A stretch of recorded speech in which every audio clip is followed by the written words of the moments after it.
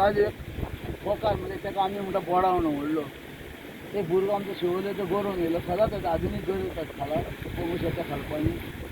आतां हें नुस्तें हेज्या पयलीं आमचो ज्ञानेश्वर दाबोळकर म्हणटा पळय तेणें खुबशे मारलेले आहा, रावंस मारलेले आहा खूब.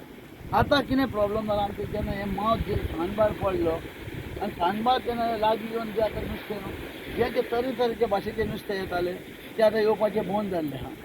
कारण कित्याक तांकां बुदीक जीप गावना आनी ते भितर वचना. आनी तूं पळय जे हांगा रावंस म्हणू नाका, पापलेट म्हणू नाका, तो जे बाबा तामोसी म्हणू नाका, चणकूल म्हणू नाका, सगळे भाशेचें नुस्तें हांगा पावून काडटात गरोवन भुरगे.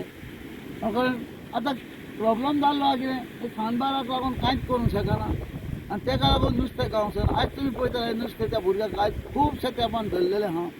त्या लोकांक दिसता कितें अशेंच नुस्तें कोणें मजेक येता तांकां धरचें तर आपलो जीव सांबाळचो. हो जे गावला न्हू हो तेजो लक म्हणपाचो.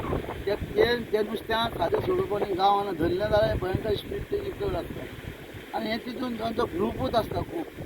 तो एक धरलो आनी एक ते कितें ह्या नुस्त्याचें मरपाचें आसलें म्हूण त्या तेजो एक नशिबूय त्या भुरग्याचें आसलें म्हणून ताका तें एक नुस्तें गावलें. अशेंच हांव मागता गोवोरमेंट हिका हें नस्त खोलोवचें आनी गोवोरमेंटाच्याय मनशांनी हांगा मजा करून गरोवचें आमची इच्छा आहा. एकदा तें सानबार काड आनी पळय इतकेंच सांगपाचें म्हाजें